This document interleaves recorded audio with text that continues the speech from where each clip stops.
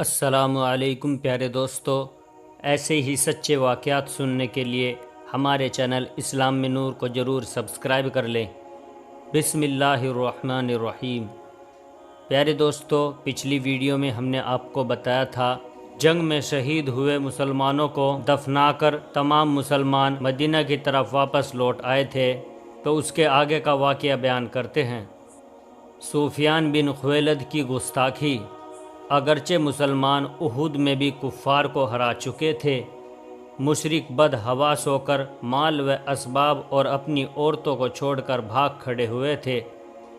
مسلمانوں نے ان بھگوڑوں کا سامان لوٹنا شروع کر دیا تھا، لیکن احد کی گھاٹی میں جو دستہ عبداللہ بن جبیر کی سربراہی میں لگایا گیا تھا، کفار کو ہار کر بھاگتے دیکھ کر اور مسلمانوں کے ساتھ وہ دستہ بھی پیچھا کرنے میں دوڑ پڑا تھا۔ خالد نے جب اس گھاٹی کو خالی دیکھا تو وہ اس طرف سے حملہ ور ہو گئے۔ مسلمان ان کے مقابلے کے لیے لوٹے۔ اکرمہ اور ابو سفیان نے ایک ایک کر کے نئے جوش اور نئی ہمت سے حملہ کیا۔ نتیجہ یہ ہوا کہ مسلمان دشمنوں سے گھر گئے، پھر بھی وہ گھبرائے نہیں، ہمتیں نہیں چھوڑی، لڑے اور خوب لڑے۔ آخرکار کفار مایوس اور ناکام ہو کر واپس جانے پر مجبور ہوئے۔ اس لڑائی میں قریب قریب تمام ہی مسلمان زخمی ہوئے، خود حضور صلی اللہ علیہ وسلم بھی زخمی ہو گئے۔ جو مسلمان مدینے میں رہ گئے تھے انہیں یہ سب سن کر بہت تیش اور جوش آ رہا تھا۔ انہوں نے طے کر لیا تھا کہ آگے لڑائی میں وہ مشرکوں سے ضرور ہی بھرپور بدلہ لیں گے۔ عبداللہ بن ابی منافق تھا۔ ظاہر میں تو اس نے اسلام قبول کیا تھا، لیکن اصل میں وہ تھا اسلام اور مسلمانوں کا دشمن۔ وہ چاہتا تھا کسی طرح مسلمان ختم ہو جائیں اور وہ مدینے کا بادشاہ بن سکے۔ اس نے اعلانیہ کہنا شروع کر دیا، مسلمانوں نے ہماری یہ بات نہ مانی کہ مدینہ میں رہ کر مقابلہ کرو، نہ ماننے پر آخرکار نقصان اٹھایا۔ اچھا ہوا ہم نہ گئے تھے، ورنہ ہم بھی نقصان اٹھاتے۔ مسلمانوں کو اس کی اور اس کے ساتھیوں کی اس قسم کی باتیں سن کر رنج ہوتا تھا۔ صحابہ رضی اللہ عنہ نے حضور صلی اللہ علیہ وسلم سے عرض کیا کہ عبداللہ بن ابی اور اس کے ساتھی منافق ہیں، اس لیے ہم کو ان سے لڑنے کی اجازت دیجیے، ورنہ یہ لوگ آستین کے سانپ ثابت ہوں گے اور دشمنوں سے جوڑ توڑ کر کے مسلمانوں کو نقصان پہنچائیں گے۔ حضور صلی اللہ علیہ وسلم نے فرمایا، عبداللہ بن ابی اور اس کے ساتھی اپنے کو مسلمان کہتے ہیں، یہ صحیح ہے کہ وہ منافق ہیں، ان کا ظاہر کچھ ہے اور باطن کچھ، پھر بھی جب تک وہ اپنے کو مسلمان کہتے رہیں گے اس وقت تک ان کے خلاف کوئی کارروائی نہ کی جائے گی۔ لوگ خاموش رہے۔ کچھ دنوں بعد معلوم ہوا کہ طلحہ بن خویلد اور سلمہ بن خویلد دونوں بھائیوں نے قطن کے مقام پر تمام مشرکوں کو جمع کیا ہے اور مدینے پر حملہ کرنے کا ارادہ رکھتے ہیں۔ حضور صلی اللہ علیہ وسلم نے ابو سلمہ مخزومی رضی اللہ عنہ کو 150 مجاہدوں کے لشکر کے ساتھ انہیں پسپا کرنے کے لیے بھیجا اور انہیں ہدایت کر دی کہ جب تک وہ لوگ لڑنے میں پہل نہ کرے تم اپنی طرف سے لڑنے میں پہل نہ کرنا۔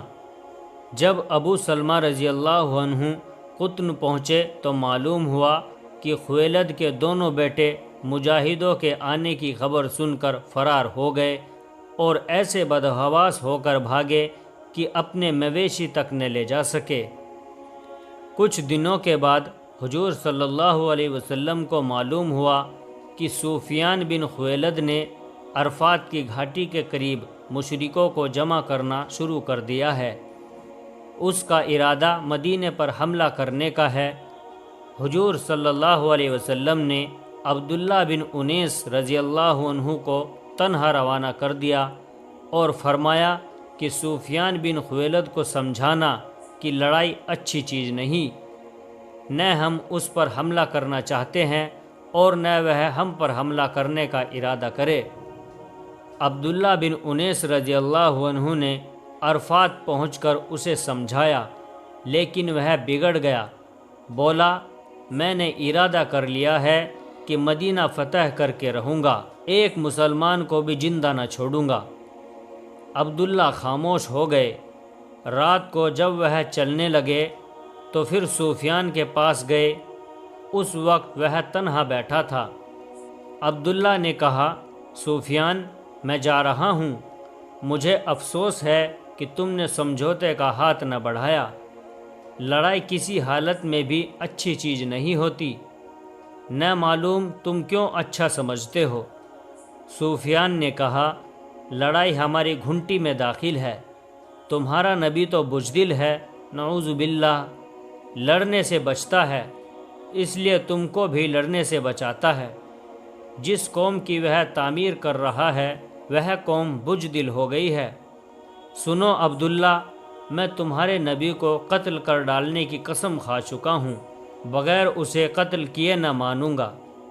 میں تمہارے پیچھے ہی آؤں گا اور ایسا زبردست لشکر لاؤں گا جو سارے مسلمانوں کو فنا کی گھاٹی اتار دے گا۔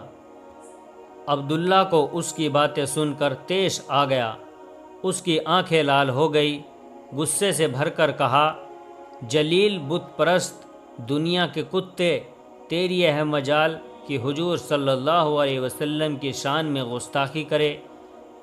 خدا کی قسم، کوئی بھی مسلمان آپ صلی اللہ علیہ وسلم کے بارے میں ایسی باتیں نہیں سن سکتا۔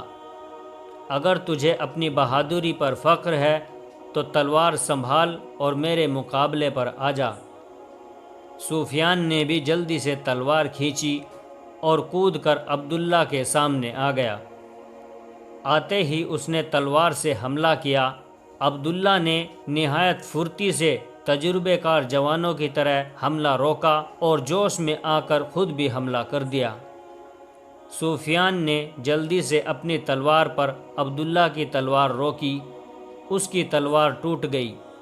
وہ گھبرا کر پیچھے ہٹا اور دیوار کا سہارا لے کر بڑی خوفزدہ نظروں سے عبداللہ کو دیکھنے لگا۔ عبداللہ نے لپک کر واپس وار کیا، سفیان کا سر کٹ کر دور جا گرا۔ عبداللہ نے اس کا سر اٹھایا اور چپکے سے اس کے گھر سے نکل کر اونٹ پر سوار ہوئے اور مدینہ کی طرف روانہ ہو گئے۔ صبح جب کفار نے سفیان کی بے سر لاش دیکھی تو گھبرا کر بکھر گئے۔ عبداللہ 22 محرم سن 4 ہجری کو مدینہ پہنچے اور سفیان کا سر حضور صلی اللہ علیہ وسلم کے قدم مبارک پر جا ڈالا۔ حضور صلی اللہ علیہ وسلم نے فرمایا، افسوس ہوا وہ ہرش کا شکار بن گیا۔ اس کے بعد اس کے سر کو دفن کرا دیا گیا۔ جس دن عبداللہ مدینے میں واپس آئے، اسی دن مکہ سے ایک وفد آیا۔ اس وفد میں قبیلہ کارا کے 7 آدمی تھے۔ یہ لوگ عاصم بن ثابت کے مکان پر پہنچے اور اسی جگہ ٹھہر گئے۔ کچھ دنوں کے بعد عاصم نے ان کے آنے کی وجہ پوچھی۔ ان میں سے ایک آدمی نے کہا، جب سے کفار قریش کو بدر اور احد کی جگہوں پر ہار ہوئی ہے، بہت سے لوگ اسلام کی طرف جھک گئے ہیں اور ہمارے قبیلے کی بہت بڑی تعداد نے اسلام میں داخل ہونے کا فیصلہ کر لیا ہے۔ ہم اس لیے آئے ہیں کہ کچھ مبلغ ہمارے ساتھ مکہ بھیج دیے جائیں تاکہ وہ پیاسے لوگوں کو اسلام کی تبلیغ سے سیراب کر کے مسلمان بنا لے۔ عاصم نے کہا، بہت اچھی بات ہے، تم میرے ساتھ حضور صلی اللہ علیہ وسلم کی خدمت میں چلو، یقین ہے کہ وہ کچھ تعلیم دینے والوں کو آپ کے ساتھ بھیج دیں گے۔ دوسرے آدمی نے کہا، عاصم، ہم بجائے کسی اور کے پاس جانے کے تمہارے پاس اس لیے آئے ہیں کہ تم نیک دل ہو، مسلمانوں کے حامی اور اسلام کے فدائی ہو۔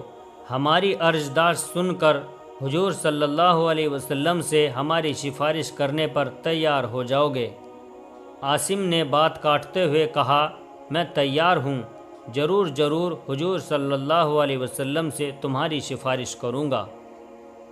تیسرے آدمی نے کہا، میرے بھائی، ہماری یہ بھی خواہش ہے کہ آپ بھی ہمارے ساتھ مکہ چلیں۔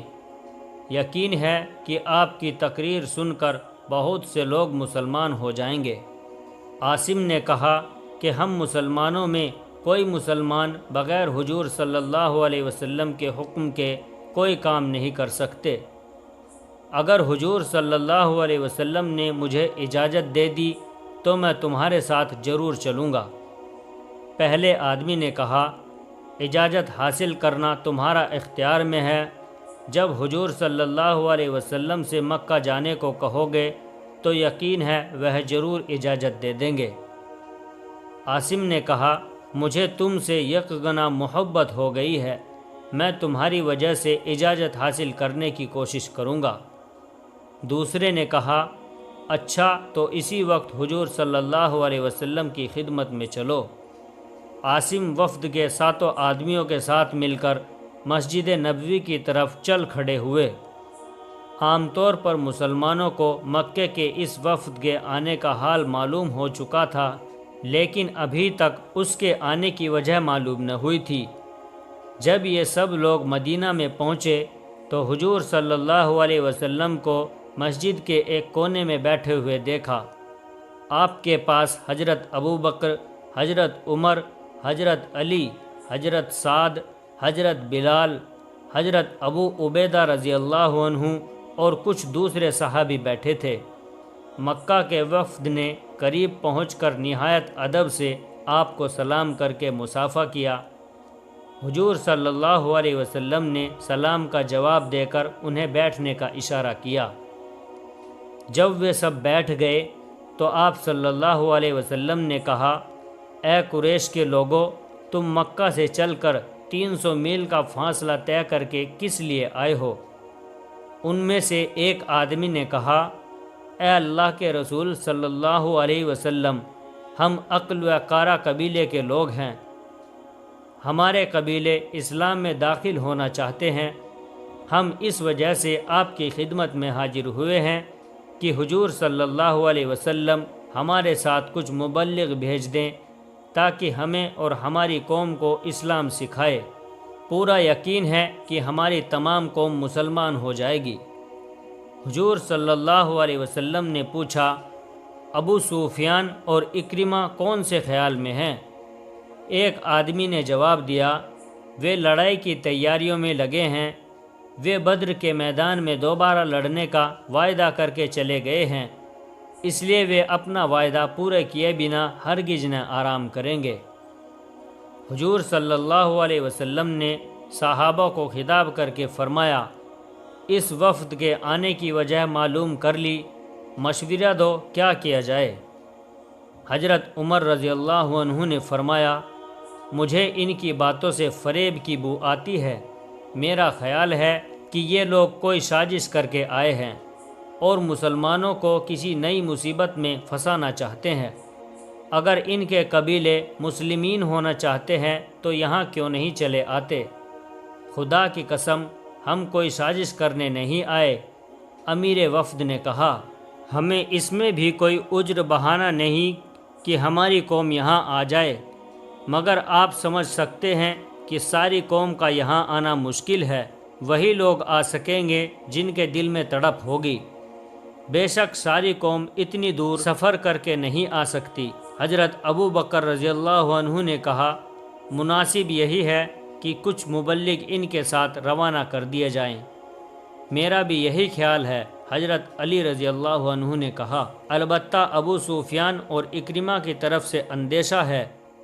اندیشہ نہ کیجیے، امیر وفد نے کہا، ہم مبلغوں کی حفاظت کا ذمہ لیتے ہیں۔ اگر ابو سفیان یا اکرمہ ہماری ذمہ داری کو توڑنا چاہیں گے تو ہماری ساری قوم ان پر حملہ کر دے گی۔ مسلمانوں کو کسی اندیشے کا خیال نہ کرنا چاہیے۔ حضور صلی اللہ علیہ وسلم نے فرمایا، ہر بات خدا کی طرف سے ہوتی ہے اور جو بات ہونے والی ہے وہ ضرور ہی ہو کر رہے گی۔ بہتر ہے مبلغ بھیجے جائیں۔ جب فخر عالم کا حکم ہے تو چوں و چرا کی کوئی گنجائش نہیں۔ حضرت عمر رضی اللہ عنہ نے فرمایا، اگر حضور صلی اللہ علیہ وسلم اجازت دیں تو میں مکہ جانے کو تیار ہوں۔ عاصم رضی اللہ عنہ نے کہا اگر تم تیار ہو تو میں خوشی سے اجازت دیتا ہوں۔ حضور صلی اللہ علیہ وسلم نے فرمایا ایک تم ہو اور آدمی چن لو اور کل صبح کی نماز پڑھ کر ان کے ساتھ روانہ ہو جاؤ۔ عاصم رضی اللہ عنہ اجازت ملنے سے بہت خوش ہوئے۔ میں حضور صلی اللہ علیہ وسلم کے سامنے نام پیش کیے دیتا ہوں۔ انہوں نے کہا نام ہے عبداللہ بن طارق، خالد بن کبیر، یعقوب بن عبید، حبیب بن عدی، زید بن وسیلہ۔ ان کے علاوہ 3 آدمی اور چن لوں گا۔ تم نے اچھے لوگوں کو چنا۔ حضور صلی اللہ علیہ وسلم نے فرمایا یہ سبھی وہ لوگ ہیں جنہوں نے اپنی زندگیاں خدا کے ہاتھ بیچ دی ہے۔ اب عاصم رضی اللہ عنہ میں قریشی وفد کے ساتھ اٹھ کر چلے گئے۔ انہوں نے جاتے ہی ان لوگوں کو جن کی اجازت لی تھی اطلاع دے دی اور وہ تیاریاں کرنے لگے۔